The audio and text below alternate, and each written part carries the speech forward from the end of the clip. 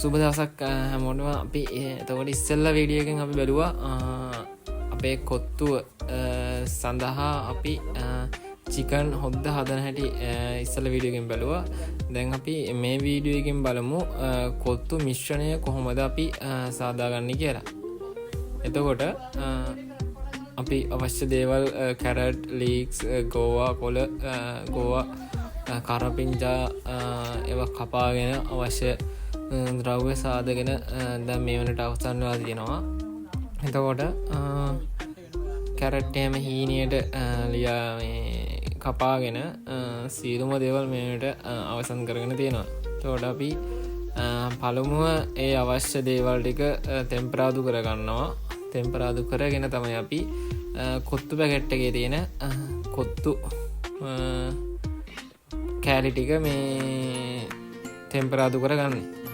අපි බලමු ඉස්සරහට කොහොමද ඒ ටික අපේ සහන් චෙෆ් කොහොමද ඒ ටික ලියල කරන්න කියලා.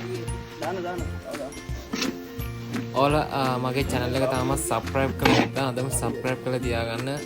තවත් ඉස්සරහට ගොඩක් ලස්සන වීඩියෝස් වල මේ channel එකෙන් ඔයාලට ලබා ගන්න පුළුවන්. ඒ හින්දා අදම channel එක subscribe කරලා තියාගන්න.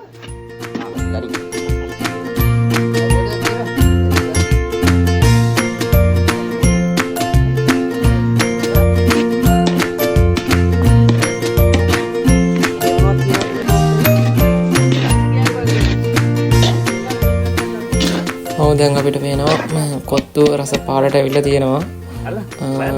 අපි තව පොඩි වේලාවකින් අපි කොත්තුවේ රස බලමු. අපි හැමෝම වැඩ ඉවරලා දැන් කොත්තු 4 ඉවරයි. හැමෝම දැන් තව පොඩ්ඩක් රස බලන්න තමයි යන්නේ. අපි බලමු කොහොමද සහන් චෙක්ගේ කොත්තුවේ රස කොහොමද ඉත තියෙන්නේ කියලා බලමු තව පොඩ්ඩක්.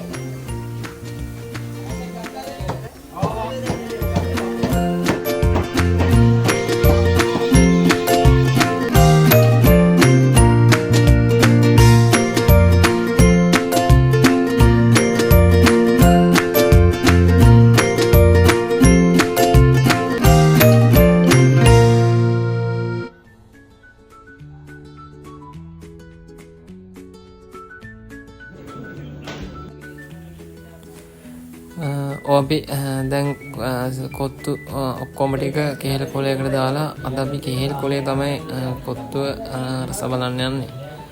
වෙනස්ම අත්දැකීමක් ගන්න තමයි හදන්නේ අපි.